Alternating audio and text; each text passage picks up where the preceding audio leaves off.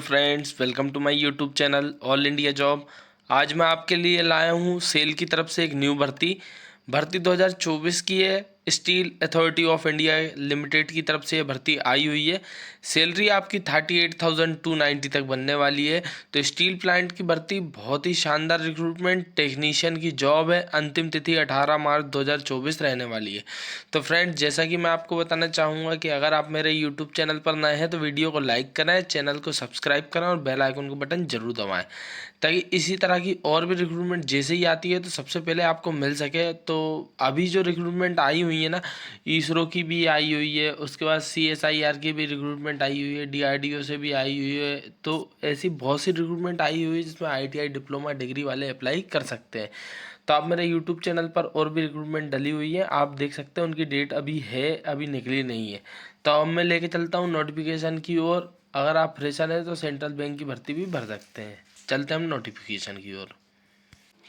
तो फ्रेंड्स, जैसा कि मैंने आपको बताया, steel authority of India limited की तरफ से भर्ती आई हुई है। ये गवर्नमेंट ऑफ इंडिया के अंतर्गत कार्य करता है। पब्लिक सेक्टर यूनिट है जो कि इस्पात भवन, लोधी रोड, न्यू दिल्ली में स्थित है, जहां से रिक्रूटमेंट निकाली गई है।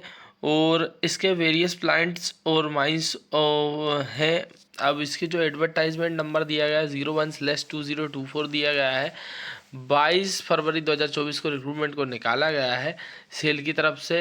और महारत्न सेंट्रल सेक्टर है ये। यहाँ से रिक्रूटमेंट जो आई हुई है वो आई है ऑपरेटर कम टेक्नीशियन ट्रेनी, OCTT की भर्ती है। तो इसमें से रिक्रूटमेंट निकाली गई है वो पहले आ जाते हैं जो मेट्रोलर्जी वाली है। तो उसके प्लांट जो है BSL, BSP, CFP, DSP, ISP, RSP। तो ये प्लांट्स हैं उसके। वहाँ से जो भर्तियाँ निकाली गई है, जैसे BSL से 10 वैकेंसी निकाली गई, जिसमें SC से 1 है, ST से 3 है, OBC से 1 है, EWS से 1 है, जनरल से 4 है। ठीक है। तो इसी तरीके से रिक्रूटमेंट निकाली गई है। तो अलग अलग प्लांट की अलग अलग भर्ती आप देख सकते हैं। इलेक्ट्रिकल डिपार्टमेंट से बात करूं तो मैं टोटल रिक्रूटमेंट तो ASP से 2 है, BSL से 17 है, BSP से 15 है, CFP से 1 है, ISP से 13 है। ये प्लांट्स है। तो जहाँ से सबसे पहला तो आपका उद्देश्य यही रहता है कि जहाँ से ज़्यादा रिक्रूटमेंट है वहाँ से भर दो। ठीक है। मगर जहाँ से कम रिक्रूटमेंट है वहाँ से ही भरा करो। उससे क्या होता है, कंपटीशन लेवल आप ही का कम होता है। ठीक है। क्योंकि हर व्यक्ति की सोच यही रहती है कि जहाँ से ज़्यादा वैकेंसी वहाँ से भर दें।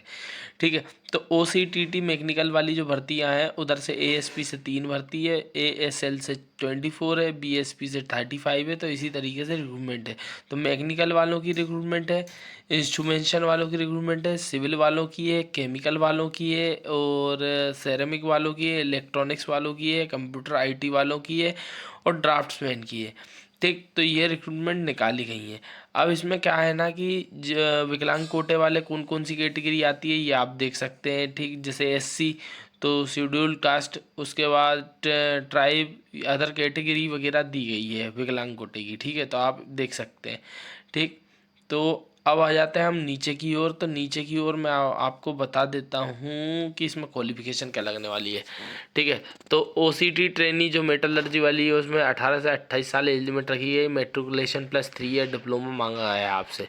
तो फ्रेशर्स की भर्ती है, इसमें किसी भी तरीके का एक्सपीरियंस नहीं है तो भाई ज़रूर भर देना, क्योंकि क्या होता है फ्रेशर्स की भर्ती बहुत कम आती है। फिर आते हैं इलेक्ट्रिकल में भी डिप्लोमा मांगा गया है, 18 से 28 साल एज लिमिट होने वाली है। फिर मैकेनिकल वालों का भी डिप्लोमा मांगा है, इंस्ट्रूमेंटेशन में भी डिप्लोमा मांगा है, उसके बाद केमिकल में भी डिप्लोमा मांगा है। उधर आ जाते हैं हम सेरेमिक वाली, उसमें भी डिप्लोमा मांगा है, 18 से 28 साल एज लिमिट रखी गई है। उसके बाद आते हैं इलेक्ट्रॉनिक्स। तो इलेक्ट्रॉनिक्स में क्या है ना, electronics, electrical and electronics, electronics and telecommunication, और electronics and communication, electronics and instrumentation engineering वाले अप्लाई कर सकते हैं। ठीक है। तो OCT ट्रेनिंग कंप्यूटर वाले में क्या है, computer science, information technology engineering वाले अप्लाई कर सकते हैं।